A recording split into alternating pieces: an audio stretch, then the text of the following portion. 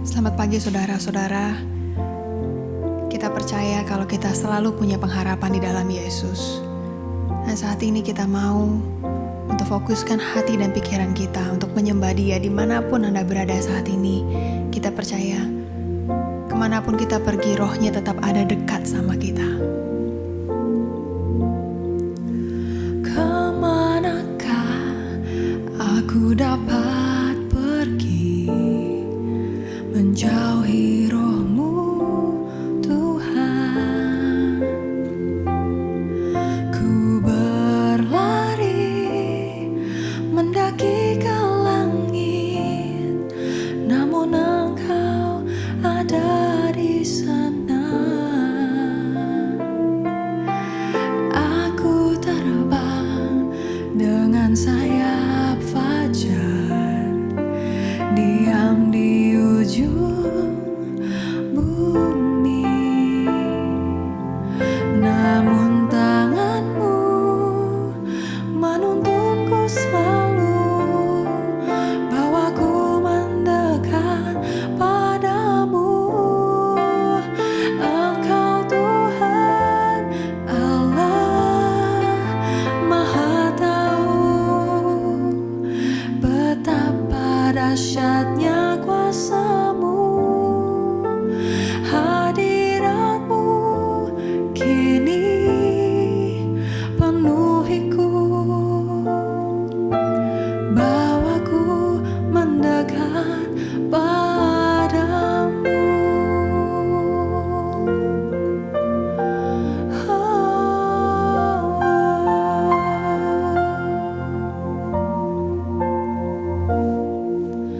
Kemanakah aku dapat pergi menjauhi Roh-Mu, Tuhan?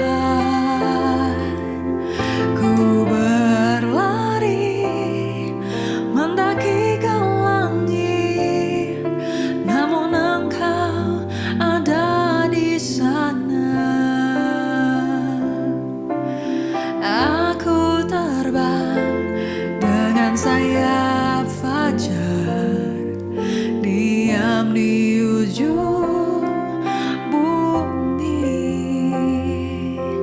namun tangan-Mu menuntunku selalu, bawaku mendekat padamu.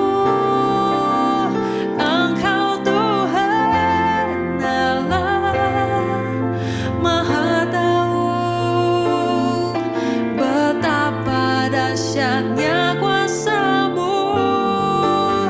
Hadirat-Mu kini penuhiku, bawaku mendekat padamu. Engkau Tuhan Allah Maha Tahu, betapa dahsyatnya kuasa-Mu. Hadirat-Mu kini penuhiku, bawaku mendekat padamu.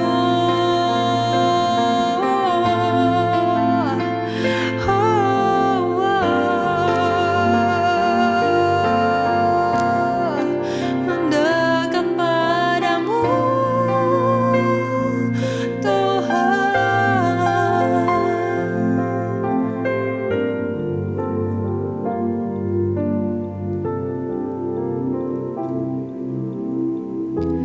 Doa di hadapan Allah yang Maha Tahu untuk pemimpin biduan Mazmur Daud.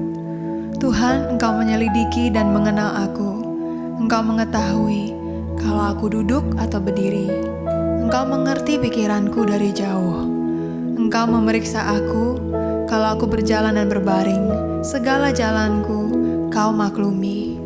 Sebab sebelum lidahku mengeluarkan perkataan, sesungguhnya semuanya telah Kau ketahui ya Tuhan. Dari belakang dan dari depan Engkau mengurung aku, dan Engkau menaruh tangan-Mu ke atasku.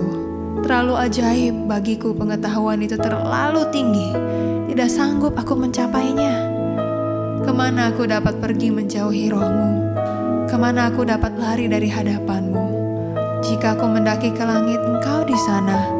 Jika aku menaruh tempat tidurku di dunia orang mati, di situ pun Engkau. Jika aku terbang dengan sayap fajar dan membuat kediaman di ujung laut, juga di sana tangan-Mu akan menuntun aku, dan tangan kanan-Mu memegang aku. Jika aku berkata, biarlah kegelapan saja melingkupi aku, dan terang sekelilingku menjadi malam, maka kegelapan pun tidak menggelapkan bagimu, dan malam menjadi terang seperti siang, kegelapan sama seperti terang.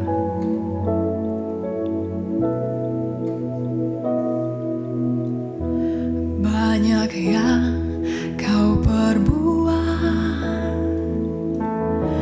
di dalam hidupku, rancangan indahmu terjadi di hidupku. Bapa yang mengerti segala yang ku perlu, kasih-Mu sempurna nyata dalam hidupku. Ku bersyukur Bapa, ku bersyukur Tuhan, buat kasih setia-Mu di dalam hidupku. Ku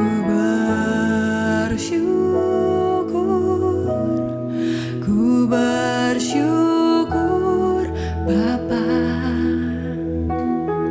ku bersyukur Tuhan, buat kasih setia-Mu di dalam hidupku. Ku bersyukur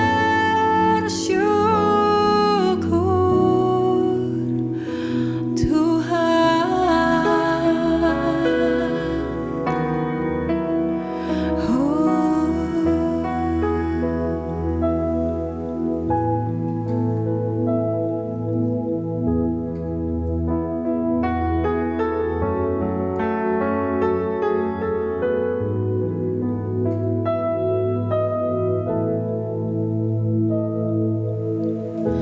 Banyak yang Kau perbuat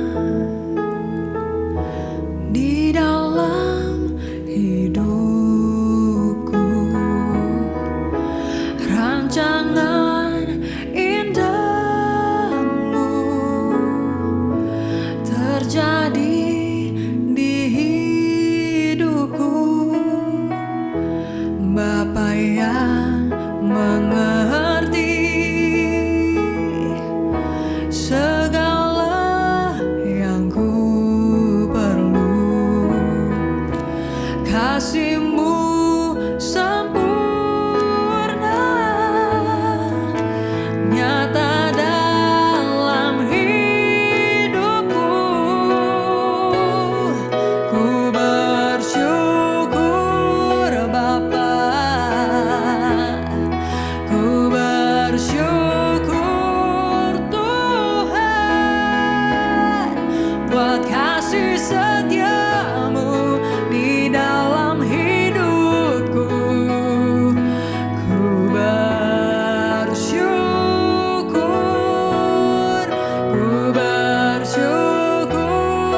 Bapa,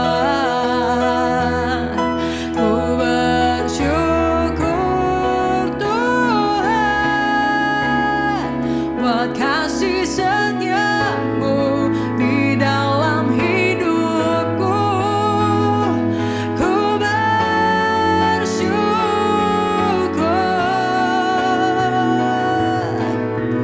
Tak ada lembah kelam yang tak ku lewati tanpa hadir-Mu. Hatiku takkan gentar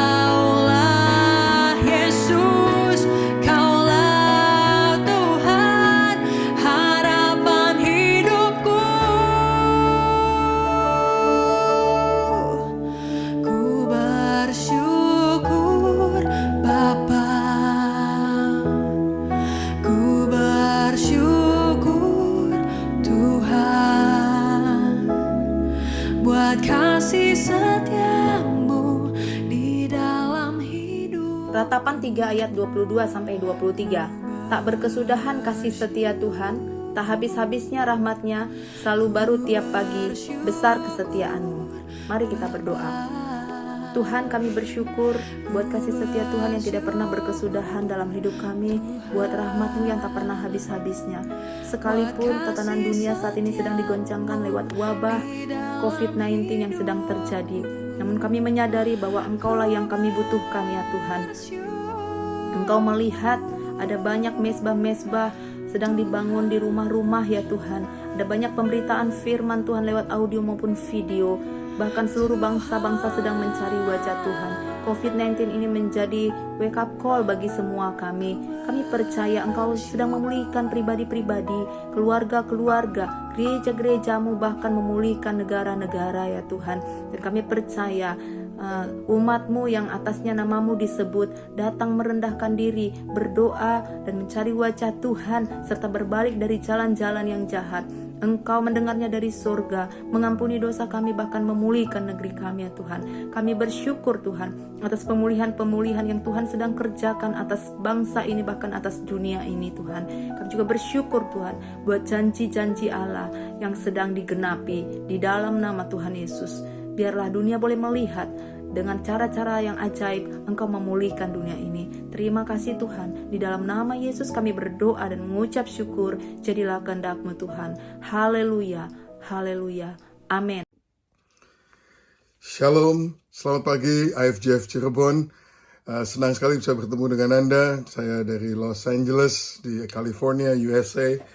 Kalau nggak ada corona nih nggak bisa ketemu seperti begini. So thank you Pastor Tommy untuk mengundang saya untuk khotbah di hari Minggu Anda semuanya. Suatu saat-saat yang luar biasa saat ini. Saya dengar di Cirebon udah 3 yang meninggal ya. Nggak tahu sekarang berapa. Di LA udah 750-an, California 1.500, Amerika yang meninggal sudah hampir 50.000. Saudara, ini suatu hal yang sangat luar biasa yang kita alami dalam masa-masa ini. Tetapi saya percaya bahwa Tuhan itu berdaulat. Nah saudara, kalau the sovereignty of God ini memang agak sulit untuk ditangkap oleh manusia ya. Karena kalau Tuhan itu begitu baik, kenapa Dia mengizinkan coronavirus? Ya, memang bukan Dia yang menciptakan, bukan Dia yang menyebabkan, tapi Dia mengizinkan. Sebab tidak ada sesuatu di dunia ini yang terjadi tanpa seizin daripada Tuhan. Dan itu akan merupakan misteri yang besar bagi kita, dan kita tidak mampu mengerti hal yang demikian. Tapi saya percaya Tuhan itu lebih besar daripada semuanya ini. Pikiran kita nggak sampai kepada pikiran Tuhan. Oleh karena itu kita perlu untuk tetap percaya dan mengabdikan diri kita seluruhnya kepada Tuhan. Meskipun kita tidak bisa mengerti segala yang dalam pikirannya Dia, saudara. Orang-orang bodoh akan mengatakan, wah bagaimana saya bisa menyembah Tuhan yang seperti ini, seperti itu. Seolah-olah Tuhan itu harus bisa di-approve dengan logikanya Dia. Kalau saudara bisa mengerti Tuhan, maka Tuhan itu tidak cukup besar untuk menolong saudara. Saudara, tapi memang keadaan ini sangat berat. Kita semua lockdown, kita semua mengalami dampak ekonomi yang berat. Dan saya mau katakan, saya percaya things will never get back to what it was before. Tidak akan kembali kepada semula. Ini akan menjadi lebih baik, corona ini akan lewat, tetapi saya rasa dunia ini tidak akan kembali kepada yang sebelumnya. Akan ada dampak jangka panjang yang akan terjadi oleh karena ini, saudara. Dan It's on Me adalah judul daripada khotbah ini. It's on me. Itu bicara tentang tanggung jawab kita pribadi demi pribadi. Ada satu poin di mana kita harus mengambil tanggung jawab secara pribadi. That it's on me. Nah, saudara, saya percaya tuh, kalau ada musibah seperti begini, itu sebetulnya seperti corong dari suara Tuhan mengingatkan manusia untuk kembali kepada Dia. natural disasters, bencana alam, atau seperti begini COVID, Corona dan sebagainya, itu bukannya Tuhan menciptakannya untuk menghukum bagaimana ya saudara, karena semua hukuman kita sudah ditanggung oleh Tuhan Yesus. Tetapi tidak berarti bahwa tindakan-tindakan kita ini tidak berakibat saudara. Dan karena itu kita harus tahu bahwa di masa-masa seperti ini adalah masa yang terbaik untuk kita harus kembali memandang kepada Tuhan, introspeksi diri sendiri dan kembali mencari wajah Tuhan. Nah, saya mendengar banyak khotbah hari-hari ini, banyak orang berkhotbah tentang, kebanyakan gereja-gereja berkhotbah tentang memberikan pengharapan, bahwa Tuhan itu untuk mempunyai pengharapan kepada Tuhan, memberikan semangat dan penghiburan dan sebagainya. Saya terus terang nggak banyak mendengar berita tentang pertobatan, saudara. Padahal saya percaya kalau ada hal seperti begini, selalu Tuhan itu mengizinkan hal-hal seperti ini untuk meminta kembali perhatian kita, to call our attention, to come back to Him, untuk kembali kepada Dia. Tapi saya nggak banyak dengar gereja yang mengkhotbahkan pertobatan, karena mungkin ya, karena kita ini mau menghibur ya, pendeta-pendeta mau menghibur. Saya bukannya mau gimana ya saudara, tapi saya harus jujur dengan apa yang saya yakini sebagai firman Tuhan. Saudara, di 2 Tawarik 7 ayat 14 mengatakan, dan umatku yang atasnya namaku disebut, merendahkan diri, berdoa, mencari wajahku, lalu berbalik dari jalan-jalannya yang jahat, maka aku akan mendengar dari surga dan mengampuni dosa mereka, serta memulihkan negeri mereka. Berapa saudara percaya bahwa negeri kita ini sangat membutuhkan pemulihan dari Tuhan? Kita membutuhkan pertolongan Tuhan atas negeri kita. Setelah virus ini lewat, dampak ekonominya ini saudara bisa bayangkan nggak seperti apa? Barusan ini pemerintah Amerika menggelontorkan 2,3 triliun dolar untuk menolong semua warga negara yang mengalami kesulitan dan sebagainya. 2,3 triliun. Dan di California sekarang ini lebih dari separuh yang nggak ada kerjaan atau di furlough, tidak sampai di PHK tapi juga tidak dibayar. Lebih dari separuh. Saudara bisa bayangkan dampak ekonominya. Kita akan membutuhkan pemulihan bagi negeri kita. Bagaimana pemulihan itu akan datang? Firman Tuhan ini mengatakan di sini dengan jelas. Bukan tergantung Trump, bukan tergantung Pak Jokowi, bukan tergantung WHO, bukan tergantung apa-apa saudara. Tergantung umat Tuhan. Ketika umatnya yang atasnya namaku disebut. Nah itu kan bukan lain daripada kita.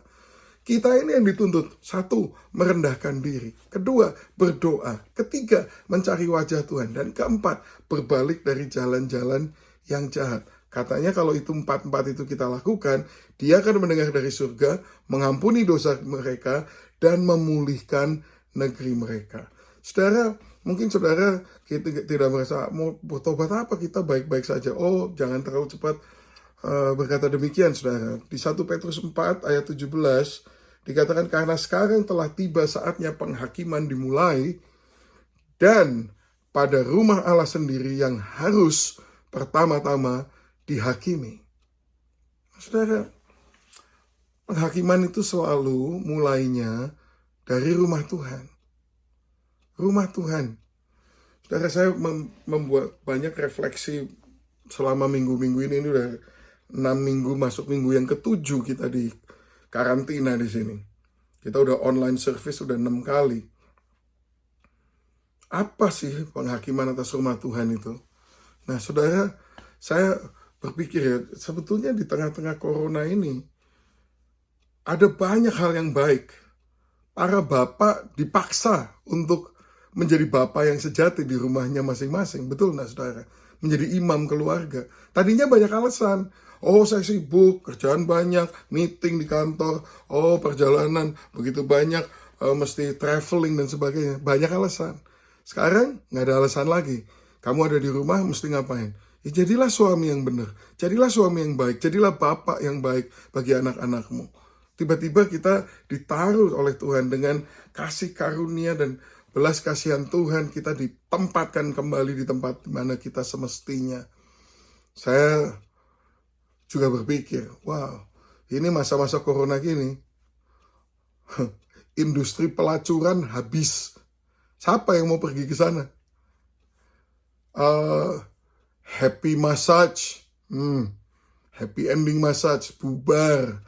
Jadi saya nggak tahu berapa pria-pria Kristen itu yang ke gereja dengan santainya setiap hari Minggu itu, kalau hari Senin sampai Jumat atau bahkan sampai Sabtu dengan berbagai alasan perjalanan bisnis ke sini ke sana, itu masih jajan, masih melakukan ini massage dan yang nggak bener dan sebagainya, berhenti semua kan?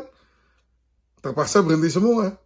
Nah, saudara, saya percaya Tuhan izinkan ini dengan satu maksud, supaya apa? Penghakiman mulai dari rumah Tuhan. Penghakiman mulai dari rumah Tuhan. Kita rumah Tuhan. Mulai dari keluarga kita masing-masing. Apakah kita sudah melakukan bagian kita di dalam keluarga kita sesuai dengan perintah firman Tuhan? Para bapak sudah jadi imam bagi keluargamu belum? Para ibu tunduk nggak sama pada suami Anda? Anak-anak tunduk nggak sama orang tua? Orang tua apakah mengayomi anak-anak dan mendidik anak-anak di dalam jalan Tuhan? Jangan-jangan selama ini memang kita terlalu sibuk ngurusin segala macam dan beralasan demi alasan dan tidak melakukan apa yang Tuhan tuntut sebetulnya daripada kita. Gereja sendiri bagaimana? Banyak gereja udah jadi sirkus. Pertunjukan yang hebat tiap hari Minggu. Bandnya, musiknya, lampunya, layar LED-nya, pendetanya, semuanya preachers in style, dari sepatunya sampai jeansnya yang robek-robek dan bajunya dan jamnya dan sebagainya, membuat sehingga sampai dikritisi oleh dunia bahwa apa benar fokus kita ini mau trendy dan mau wah gitu, seperti bersaing dengan yang dianggap oleh dunia itu sebagai sesuatu yang sukses. Jangan-jangan itu kita juga harus bertobat juga. Karena penghakiman itu mulai dari rumah Tuhan. Nah, gereja sendiri, apakah kita sudah melakukan apa yang dituntut oleh firman Tuhan? Sebetulnya di gereja itu penggembalaan itu seperti apa sih? Di Yeskiel 34. Yeskiel 34 itu penghakiman atas gembala-gembala, saudara. Tuhan marah sama gembala-gembala di Israel karena mereka tidak melakukan tugasnya. Dan kalau kita baca di sini, dan kalau ini dalam negatifnya, kalau kita balik jadi positifnya, sebetulnya itu jadi job description, jadi job desk-nya penggembalaan. Nah, di sini dikatakan Yeskiel 34 ayat 4. Yang lemah tidak kamu kuatkan, yang sakit tidak kamu obati, yang luka tidak kamu balut, yang tersesat tidak kamu bawa pulang, yang hilang tidak kamu cari. Kemudian beberapa ayat kemudian, yang gemuk dan sehat tidak kamu lindungi. Ya, saudara, bukankah itu job description kita, saudara, di gereja? Jadi semestinya gereja itu kan urusannya ini, menguatkan yang lemah, mengobati yang sakit, membalut yang luka, yang tersesat dibawa pulang, yang hilang dicari. Tapi banyak gereja nggak ada urusan dengan hal-hal begini. Jemaatnya datang atau enggak aja nggak tahu. Apalagi yang lemah kamu kuatkan. Ya saya nggak tahu kamu lemah. Kalau kamu lemah kasih tahu dong sama saya, nanti saya kuatkan. Ya nggak bisa begitu. Namanya kalau penggembalaan yang sebenarnya ya harus tahu lah siapa yang lagi lemah, siapa yang lagi sakit, siapa yang lagi luka, siapa yang lagi tersesat, siapa yang hilang. Tapi banyak gereja sekarang jadi apa? Jadi konser, pertunjukan. Wah, kalau hari Minggu wah banget, main lampunya, main apanya, semuanya.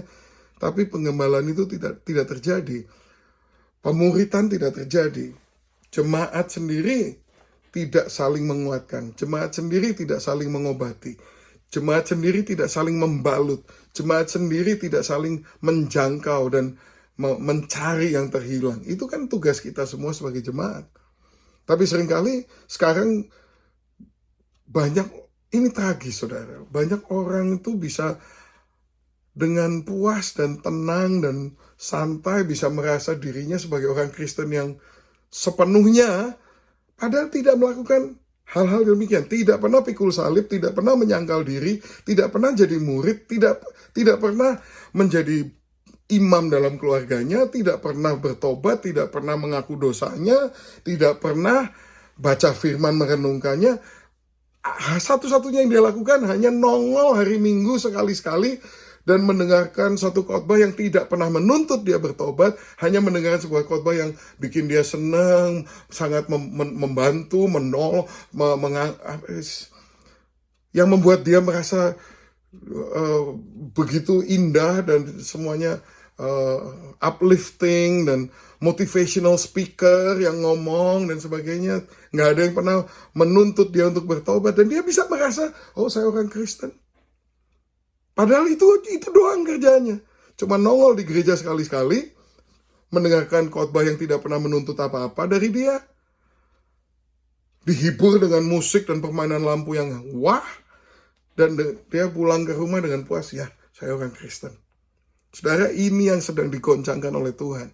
Kita nggak berhak sih ngomong di diri kita ini sebagai orang Kristen kalau tidak mau menjadi murid Tuhan. Yang tidak mau memikul salib. Yang tidak mau menyangkal diri. Saudara, hidup jadi pengikut Tuhan Yesus itu ada harga yang harus dibayar. Nah, itulah keadaan, menurut saya keadaan gereja pada masa kini. Di Amerika, di mana-mana.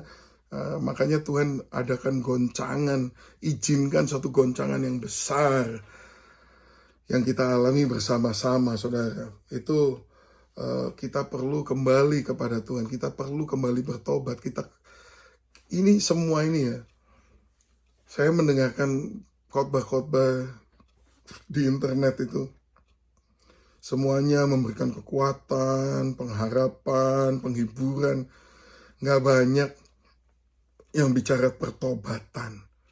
Bukankah di saat-saat musibah semestinya kita itu introspeksi, melihat Tuhan, selidiki hatiku, apa yang masih nggak benar, tunjukkan supaya aku bisa bertobat. Kenapa? Kalau kita nggak bertobat, seluruh negara kita itu tidak dipulihkan. Karena pemulihan negara kita itu bergantung kepada the behavior, tingkah laku, sikap hati daripada umatnya Tuhan. Yang atasnya namanya disebut. Itu kita, saudara. Penghakiman mulai di rumah Tuhan. Nah, karena itu saudara, kita itu sebagai penerima kasih karunia Tuhan, mari kita mulai bertanggung jawab atas kasih karunia yang sudah kita terima. Mari kita hidup dengan lurus, mari kita hidup dengan baik, mari kita hidup dengan penuh pertobatan. Saudara, di Yohanes 3 ayat 16 favorit kita bersama-sama ya saudara. Karena begitu besar kasih Allah akan dunia ini sehingga ia telah mengaruniakan anaknya yang tunggal sehingga setiap orang yang percaya kepadanya tidak binasa melainkan beroleh hidup yang kekal. Saudara, Yohanes 3:16 ini didahului dengan Yohanes 3 ayat 14 dan 15 yang mengatakan begini, dan sama seperti Musa meninggikan ular di padang gurun, demikian juga anak manusia harus ditinggikan supaya setiap orang yang percaya kepadanya beroleh hidup yang kekal. Nah, sekarang kita bisa melihat ini caranya mendapat hidup yang kekal. Memang anak manusia harus ditinggikan, maksudnya diangkat dari bumi ini, disalibkan maksudnya saudara, sehingga setiap orang yang percaya kepadanya beroleh hidup yang kekal. Cuman aneh ya, ini kok ngomong ada urusan dengan ular segala macam. Sama seperti Musa meninggikan ular di padang gurun, demikian juga anak manusia harus ditinggikan. Kok aneh anak manusia Yesus Kristus disamakan dengan ular? Bukankah ular itu adalah lambang daripada dosa, lambang daripada kejahatan? Si ular itu yang menipu Adam dan Hawa di Taman Firdaus. Kok begitu dibandingkan sama Yesus? Apa benar? Ya. Nah, saudara, ini ada ceritanya. Ceritanya ini di kitab Bilangan pasal 21. Ya. Ini ceritanya ini kan mereka udah nyebrang Laut Merah, udah segala macam. Dan suatu hari ini orang-orang ini mulai take for granted gitu loh. mulai entitled, mulai merasa berhak gitu. Lalu mereka berkata-kata melawan Allah dan Musa. Ngomongnya nggak enak, saudara. Mengapa kamu memimpin kami keluar dari Mesir? Ini orang kurang ajar ya. Tadinya jadi budak di Mesir, teriak-teriak minta tolong, udah ditolong, sekarang keluar dari Mesir dengan begitu banyak mujizat. Ngomongnya gini, mengapa kamu memimpin kami keluar dari Mesir? Supaya kami mati di padang gurun ini. Sebab di sini tidak ada roti dan tidak ada air. Dan akan makanan hambar ini kami telah muak. Ini orang namanya nggak tahu berterima kasih memang. Udah dipelihara sama Tuhan, ngomel lagi. Waduh, nggak usah angkat tangan ya, tapi berapa dari kita ini udah dipelihara sama Tuhan dengan begitu luar biasa, banyak sekali omelannya. Tidak berterima kasih. Nah ini salah satu ayat favorit saya, saudara. Bilangan 21 ayat 6. Lalu Tuhan menyuruh ular-ular tedung, poisonous, venomous snakes ya, menyuruh ular-ular tedung ke antara bangsa itu yang memagut mereka sehingga banyak dari orang Israel yang mati. Wow. Serem amat ya, dikirimin ular-ular berbisa, dipatuk, mati saudara. Saya paling takut sama ular, saudara. Aduh, kayaknya mendingan mati diterkam singa daripada mati digigit ular loh, saudara. Amin. Aduh, ngeri banget lah sama ular itu. Saya sampai, jangan kata ular, cacing aja saya takut, saudara. Makanya sampai sekarang nggak berani mancing. Padahal kepengen pergi mancing. Saya kelihatannya aja jagoan orang, orang pikir ini orang jagoan ya, ke Somalia, kemana. Tapi cacing takut, saudara. Saya yang ulet-ulet yang begitu-begitu udah takut sekali. Apalagi ular. Aduh, saya banyak lagi insiden dengan ular di Indonesia, di Afrika, di Amerika sini. Skornya masih 6-0, saudara. Saya sudah pernah membunuh 6 ular. Tapi itu dengan begitu penuh dengan takut. Di LA sini saya pernah bunuh satu rattlesnake pakai sekop, saudara. Saya potong kepalanya. Ngeri banget, udah dipotong kepalanya, badannya masih goyang, kepalanya masih begini-begini. Waduh, nightmares. Yang 5 lagi di Afrika, saudara. Di tengah-tengah padang gurun deket Somalia. Saya lagi naik pesawat berdua sama pilotnya. Mencari orang yang kelaparan gitu ya. Ini berjam-jam, gak ada apa-apa. Tiba-tiba dia bilang, ini bensin kita hampir habis. Hah? Bensinnya hampir habis? Dari tadi saya nggak pernah lihat ada airport, mau gimana nih? Jangan khawatir, dia bilang. Saya udah di berbagai tempat, saya naruh drum minyak untuk pesawat. Hah? Dia cek bukunya, oh ya, ini deket sini ada. Nggak ada landasan, nggak ada airport, nggak ada orang, nggak ada apa-apa. Landing dia. Di tengah-tengah padang belantara, landing. Kemudian itu di bawah pohon sana ada drum, isinya bahan bakar. Wah gila, ini orang ini hebat sekali ya. Oke, kita jalan ke situ, pesawatnya taxing ke situ, nggak ada orang, nggak ada binatang, nggak ada anything. Di situ cuma ada beberapa pohon. Saya turun dari pesawat, saya mulai berjalan ke arah drum itu, saya lihat ada di bawah pohon. Tahu dia teriak, hati-hati, biasanya banyak ular. Udah kata ular, saya langsung mundur saya. Dari jauh saya lemparin batu. Bener aja. Black mamba, saudara. Ular black mamba. Gedenya segini sih. Kecil-kecil, saudara. Masih anak. 5 saya bunuh dengan lemparin batu. Sambil nengok-nengok terus. Ini mamanya di mana, mamanya di mana. Black mamba itu ular paling cepat di dunia, saudara. Bisa mengejar orang lari. Nggak ada ular lain yang bisa secepat itu. Saudara lari itu bisa kekejar sama Black Mamba. Dan dia bete banget ular itu. Kalau ular lain diganggu, dia lari. Kalau ini diganggu, malah ngejar, saudara. Jadi saya takut sekali sambil membunuh 5 ular kecil-kecil itu. Saya nengok-nengok, aduh yang gede di mana. Akhirnya udah kita selesai, saya gulingkan itu drum ke bawah sayap pesawat. Terus disedot pakai ember, pilotnya duduk di atas sayap pesawat, saya kasih embernya ke dia pakai corong, dia tuang, waduh ngisi bahan bakar pesawat kok model begini. Itu seumur hidup 1 kali saja itu saya mengalami hal itu. Tapi singkat kata, skor saya 6-0, saya bunuh 6 ular, saya nggak mau ketemu lagi. Tapi saya nggak kebayang, Tuhan kok bisa ngirim ular berbisa itu loh. Mungkin saudara mengalami masalah ya. Kok Tuhan bisa ngirim tsunami? Kok Tuhan mengizinkan COVID-19? Ya, ini orang Israel juga pasti bertanya-tanya, Tuhan apa ini? Mengirimkan ular berbisa. Nah, saudara, sebelum saudara menghakimi Tuhan, which is never a good idea, by the way, ingat dulu, ini orang Israel yang dibebaskan dari Mesir nih.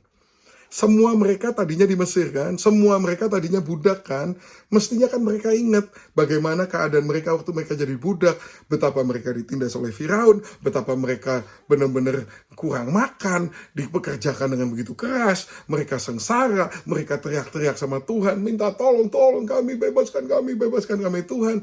Kemudian bagaimana Musa datang membebaskan mereka, bagaimana ada 10 tulah, mujizat yang gak pernah masuk akal, air menjadi darah, hujan kodok, waduh segala macam itu saudara terjadi.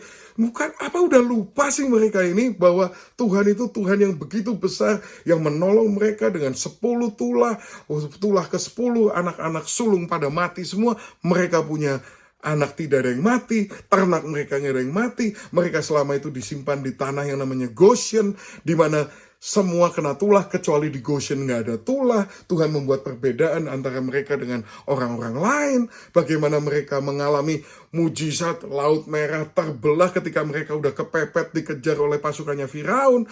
Mereka melihat dengan mata kepala mereka sendiri Laut Merah terbelah. Tuhan membelah laut bagi mereka untuk menolong mereka. Bagaimana mereka menyeberang Laut Merah di tanah yang kering.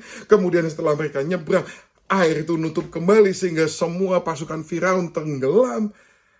Apa lupa kedahsyatan Allah yang melepaskan mereka?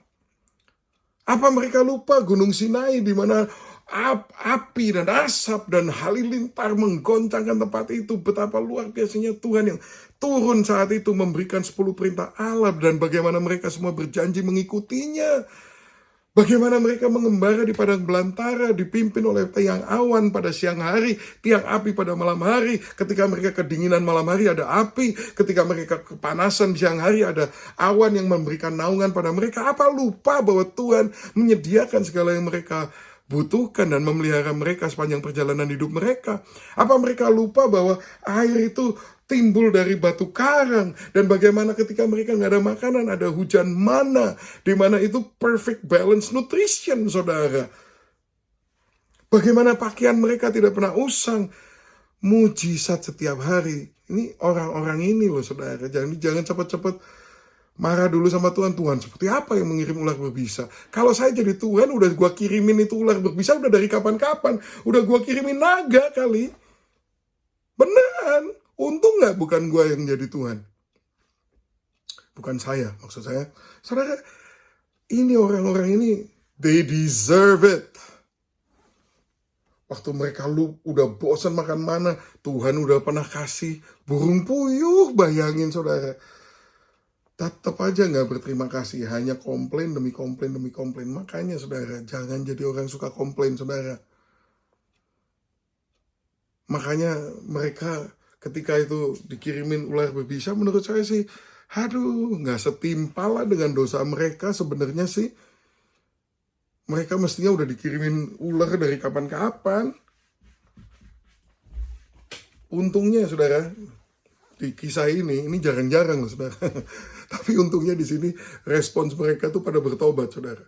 Mereka bilang sama Musa, waduh, langsung berkata, kami telah berdosa sebab kami berkata-kata melawan Tuhan dan engkau. Ini respons yang baik, bisa ditiru, bisa dicontoh saudara. Kalau saudara mengalami banyak masalah dan sebagainya, udahlah, jangan banyak ngomel. Lebih baik kami telah berdosa, ngaku aja dulu, kami berkata-kata melawan Tuhan dan engkau. Nah, terus mereka ngomong gini, berdoalah kepada Tuhan supaya dijauhkannya ular-ular ini daripada kami. Nah, mereka juga udah punya usul untuk solusi. Ini usulan kami untuk solusi. Ular-ularnya suruh pergi deh. We don't like this snake business, you know. And Tuhan nolong sih. Tuhan nolong. Cuman Tuhan nolongnya aneh ya. Tuhan ngomongnya, sama Musa gini, buatlah ular tedung dan taruhlah ular tedung itu di atas tiang.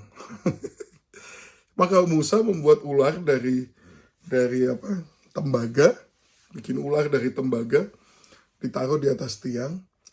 Dan ketika orang dipagut ular, kalau mereka memandang kepada ular tembaga itu, mereka akan hidup.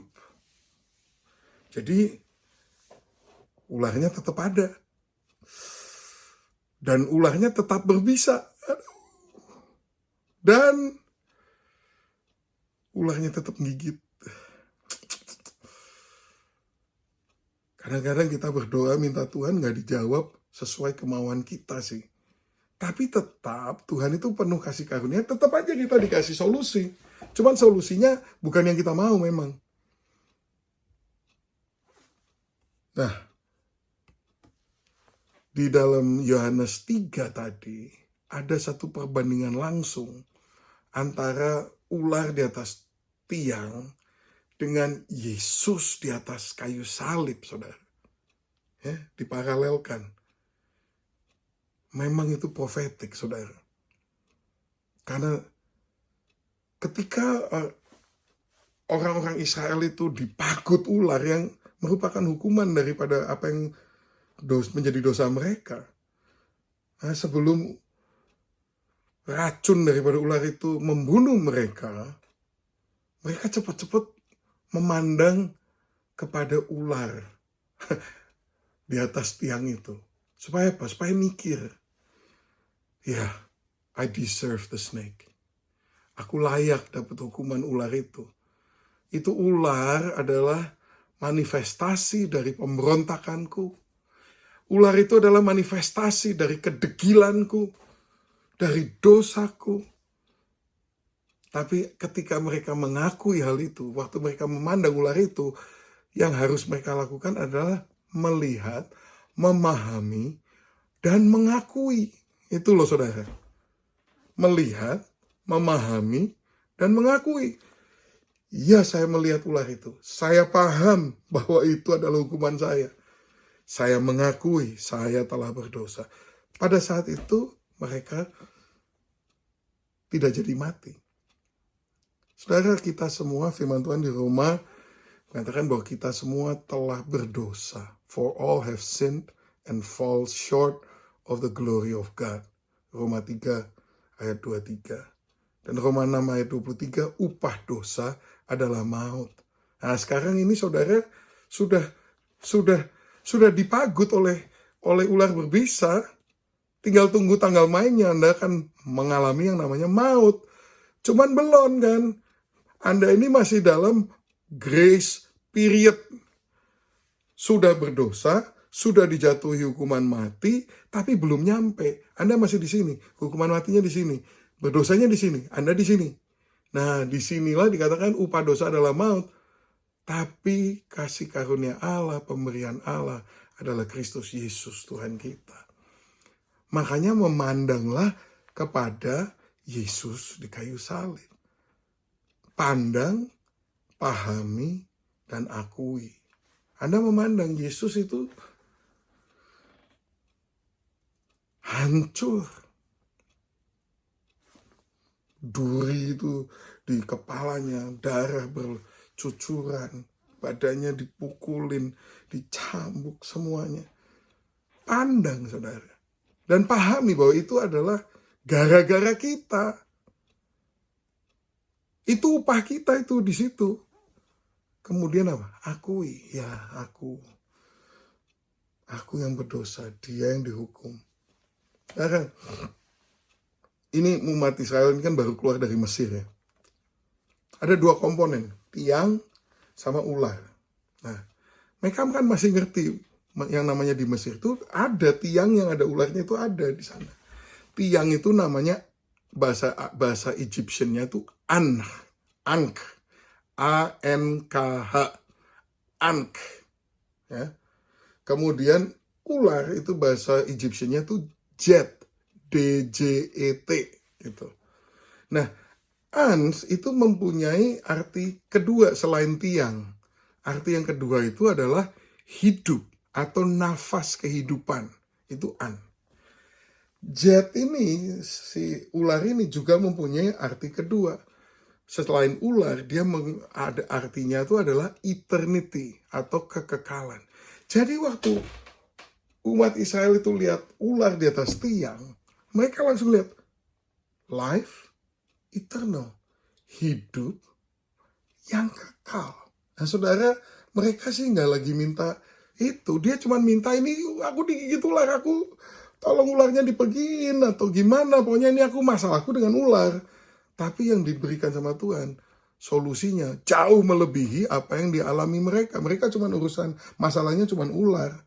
Tapi Tuhan memberikan apa? Tawarannya Tuhan apa? Hidup yang kekal. Wow. Mungkin sekarang kita masalahnya cuma corona.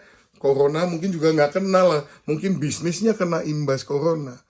Tapi apa yang Tuhan tawarkan? Nah, hidup yang kekal. Nah banyak orang nggak menyadari bahwa hidup yang kekal itu jauh lebih berharga dan lebih bermakna daripada keuntungan atau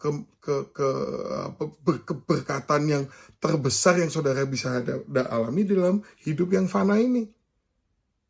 Orang dunia ini cuma nyari yang fana sih sebetulnya. Yang dicari apa? Supaya nggak sakit. Padahal kalau dipikir-pikir ya, corona ini kan sebetulnya tidak berdampak dengan persentasi kematian. Orang dibilang takut mati ya karena corona ya. Sebenarnya corona tidak menambah kemungkinan saudara mati. Dari dulu sampai sekarang sebelum corona pun angka kematian itu 100%.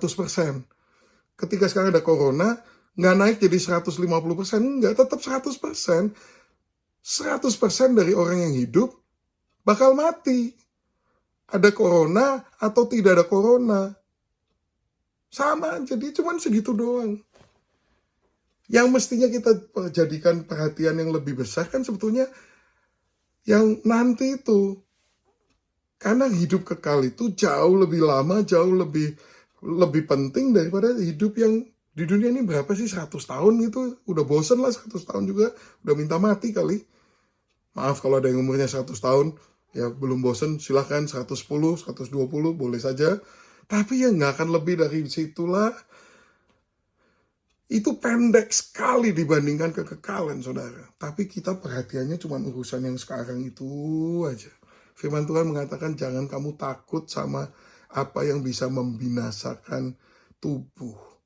Takut sama yang bisa membunuh, yang membinasakan baik tubuh maupun jiwa. Itu saudara, itu proporsinya yang benar itu sebetulnya begitu saudara. Nah, itulah yang dilakukan oleh Tuhan Yesus buat kita semuanya. Itu kabar baik saudara. Kabar baik. Bahwa solusi yang Anda minta itu terlalu kecil. Tuhan memberikan solusi yang jauh lebih besar. Orang-orang Israel cuman, ini masalahku, ini ada ular. Tuhan kasih apa? Eternal life, hidup yang kekal di dalam putranya yang tunggal, Yesus Kristus. Karena itu pada hari ini saudara, memang penghakiman mulai dari rumah Tuhan. Tapi kalau saudara mendengarkan berita ini pada hari ini, Anda mungkin ya simpatisan Kristen dan sebagainya, atau saudara ya belum sungguh-sungguh hidup bersama dengan Tuhan Yesus. Ini kesempatan. Mulai dengan pertobatan sih. Ketahuilah bahwa Tuhan itu mempunyai standar yang gak bisa dimanipulasi manusia. Dan kalau kita hidup di bawah standarnya Tuhan, dalam belas kasihan, dalam mengasihi istri, dalam kesetiaan kita, dalam kejujuran kita, dalam kebenaran kita, ya, dan kita semua sudah mengalami hal itu. Semua orang sudah berbuat dosa dan kehilangan kemuliaan Allah. Kita ini sudah dijatuhi hukuman mati. Ibaratnya kita sudah digigit oleh ular yang berbisa. Tinggal tunggu waktunya saja kita akan binasa. Tapi untungnya sebelum Anda mencapai kebinasaan itu, Anda mendengar kabar baik Injil Yesus Kristus bahwa Dia yang tidak mengenal dosa telah dijadikan dosa untuk kita supaya kita bisa menjadi kebenaran Allah. Ada satu pertukaran, redemption, penebusan. Kita ini ditebus. Artinya kita ini sebetulnya sudah sudah dijatuhi hukuman mati, tapi ditebus. Dia yang mati supaya kita bisa hidup. Syaratnya apa? Pandang salibnya. Pandang salib Kristus. Pahami. Kenapa dia di sana? Dia tidak berdosa. Upah dosa adalah maut. Upah yang gak pernah dosa gak bisa mati. Kenapa Yesus disalib dan mati disalib? Bukan karena dia berdosa. Dia tidak pernah berdosa. Dia putra Allah yang tunggal. Dia 100% Tuhan, 100% manusia. Kenapa dia bisa mati di sana? Karena dosaku, dosamu, itu yang bisa bikin kita mati. Dia ambil, dia ditimpakan kepada dia sehingga dia mati di situ. Supaya apa? Barang siapa percaya akan dia tidak usah binasa, melainkan beroleh hidup yang kekal, saudara. Itu sebabnya Yesus disalib. Itu sebabnya Musa menubuatkan hal ini dengan cara ini, saudara, membuat ular di atas tiang yang kemudian disebutkan oleh Yohanes lagi nih.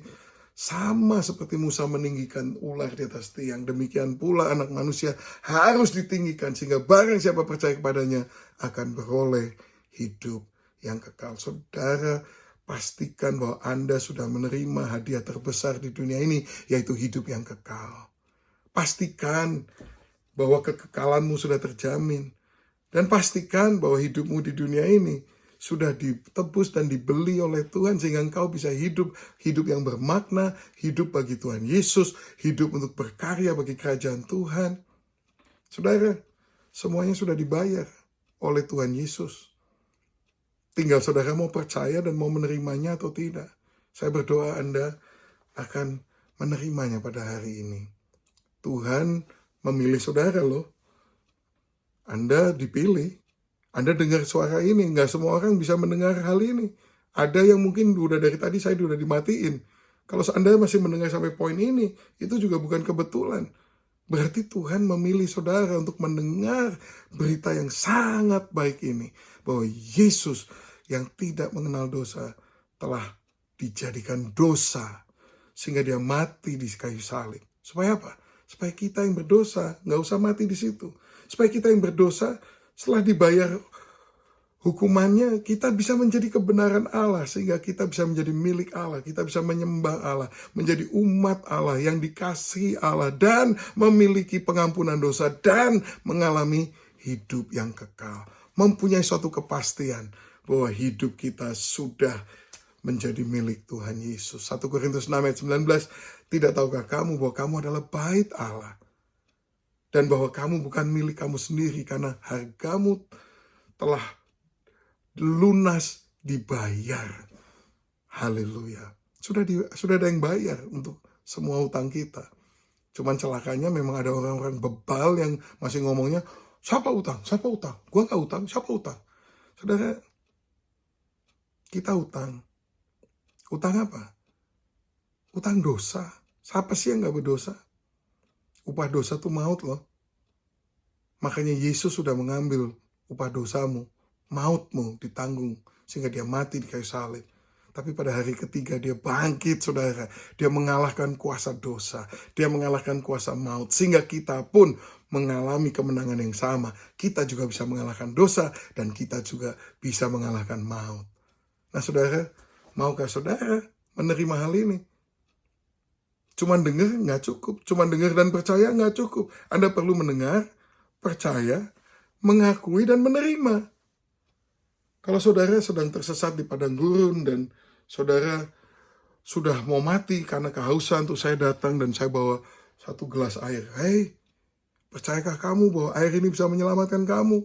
Saudara bisa katakan, ya percaya. Ini air yang saya tunggu-tunggu. Waduh, sudah berapa hari aku nggak minum. Aku udah mau mati. Kalau aku minum ini, pasti aku akan tidak jadi mati. Percaya bahwa air ini bisa menyelamatkanmu? Percaya. Nah, tapi kalau saya nggak kasihin ke saudara, saya minum sendiri. Apa yang terjadi? Kamu mati juga. Nggak cukup percaya. Harus percaya dan menerima. Ya, Yohanes 1 ayat 12. Barang siapa menerima dia, diberinya kuasa menjadi anak-anak Allah. Banyak orang percaya. tapi belum menerima. Menerima apa? Menerima kedaulatan Tuhan di atas hidupnya. Masih mempertanyakan Tuhan ini dan itu. Menerima apa? Menerima ketuhanan Yesus Kristus dalam kehidupannya. Bukan cuma sekedar you bikin rencana sendiri, kalau udah, oh Tuhan, tolong ya, bikin aku sukses, berkati aku ya. Percaya sih percaya, tapi tidak menerima kedaulatan ketuhanan Yesus dalam kehidupannya. Kalau cuma percaya, iblis juga percaya, tahu nggak saudara? Kalau dia nggak percaya, kenapa dia bunuh semua bayi di Bethlehem? Yakobus mengatakan dia percaya dan gemetar pada nama itu. Jadi kalau saudara cuma bilang, aku percaya Yesus, selamat. Iblis juga percaya. Aku percaya Yesus itu tidak berdosa. Emangnya si iblis nggak percaya? Dia mencoba Yesus 40 hari di padang gurun juga nggak berhasil. Dia juga percaya. Oh ya, tapi aku percaya bahwa Yesus disalib dan dia mati di kayu salib. Emang iblis nggak percaya? Itu hari yang paling menyenangkan buat dia. Oh ya, tapi aku percaya Yesus bangkit pada hari yang ketiga. Emang iblis nggak percaya? Dia babak belur tuh hari itu, hari yang terburuk dalam hidupnya. Aku percaya Yesus akan datang kembali untuk kedua kalinya. Iblis juga percaya, makanya dia kerja keras banget. Lebih keras dari kebanyakan orang Kristen, karena dia lebih percaya daripada orang Kristen. Kalau cuma adu percaya, iblis menang lah. Kalau you cuma bilang, aku percaya Yesus, so what? Belum beda sama iblis, tahu nggak? Firman Tuhan mengatakan barang siapa menerima, bukan cuma percaya, menerima. Menerima apa? Menerima kedaulatan Tuhan Yesus. Menerima ketuhanan Tuhan Yesus dalam hidupmu. Menerima firman-Nya sebagai otoritas terakhir dan mutlak dalam hidupmu. Saudara, sudahkah saudara melakukan hal itu? Kalau belum, ini saatnya. Mari saudara, kita berdoa bersama-sama. Terima dia. Ada suatu undangan. Maukah Anda menerima kasih karunia itu? Dia nggak pernah memaksa orang. Tapi kalau saudara mau menerima, maka saudara akan mengalami yang namanya pengampunan dosa, hidup yang kekal, dan di dalam hidup ini Anda akan mengalami hidup yang berkemenangan. Mari kita berdoa. Ucapkan bersama-sama dengan saya. Katakan, Tuhan Yesus, saya mengaku saya berdosa. Dan saya percaya bahwa upah dosa saya adalah maut. Tetapi saya percaya bahwa Tuhan Yesus Engkau adalah Tuhan yang tidak pernah berdosa tapi mati di kayu salib untuk saya. Engkau menebus dosa-dosaku. Dan saya percaya dan menerima bahwa sayalah yang berdosa dan sayalah yang ditebus oleh pengorbanan Tuhan Yesus. Saya percaya dan saya menerima ketuhanan Yesus Kristus dalam hidup saya, kedaulatan Tuhan Yesus dalam hidup saya, dan saya adalah milik Tuhan Yesus. Seluruh hidup saya, masa depan saya serahkan kepada Tuhan. Angan-angan saya, cita-cita saya berikan kepada Tuhan. Mulai hari ini, saya hidup untuk Engkau. Tuhan, aku buka hatiku. Masuklah ke dalam kehidupanku sebagai Raja dan pemilik hidupku. Aku serah terima kepemilikan hidupku dengan Engkau. Mulai sekarang aku ingin hidup untuk Engkau. Terima kasih Tuhan. Di dalam nama Bapa, Putra, dan Roh Kudus. Dalam nama Tuhan Yesus saya berdoa. Amin. Saudara-saudara barusan saja berdoa doa yang paling penting dalam kehidupan saudara yang memberikan kepada saudara semua hidup yang kekal. Dan sekarang untuk supaya hidupmu di dunia ini bermakna, berarti, berdampak, dan memuliakan Tuhan, Anda perlu bertumbuh dalam firman Tuhan, dalam doktrin yang benar, dalam pengajaran. Hubungi Pastor Tommy untuk ikut yang namanya I Grow, untuk belajar dasar-dasar iman saudara. Dan kemudian bergabunglah dengan I Care, di mana kelompok yang kecil ini akan membantu saudara dan menolong saudara bertumbuh di dalam iman saudara. Dan saya pasti bahwa badai ini pasti berlalu, dan Anda akan keluar dari badai ini sebagai seorang pemenang. Haleluya, Tuhan memberkati, sampai jumpa lagi. Kekasih-kekasih Tuhan, mari kita bersama-sama akan mengakhiri kebaktian pada pagi hari ini.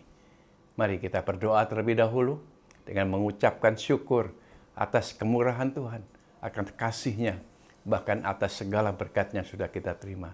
Kami menerima semua itu Tuhan dengan ucapan syukur dan terima kasih. Dan kalau kami boleh membagikan, memberikan ya Tuhan, sebagian daripada apa yang sudah kami terima ya Tuhan, kami percaya ini oleh karena kasih anugerah-Mu. Baik dalam bentuk persembahan, perpuluhan, apapun juga namanya Tuhan, kami sungguh mengasihi Engkau. Dan sekarang kami percaya, kekasih Tuhan Yesus Kristus, jika Engkau telah mendengarkan setiap firman Tuhan, mari kita akan kembali ke kegiatan kami masing-masing dimanapun kalian berada. Angkat tangan saudara dan berkat Tuhan akan menyertai saudara. Kekasih Tuhan Yesus Kristus, jika engkau mendengarkan setiap firman yang disampaikan pada pagi hari ini, dan engkau percaya, beriman, dan mau mengikutinya, maka Tuhan Allahmu akan mengangkat engkau di atas segala bangsa di bumi. Diberkatilah engkau pada waktu masuk dan diberkatilah engkau pada waktu keluar.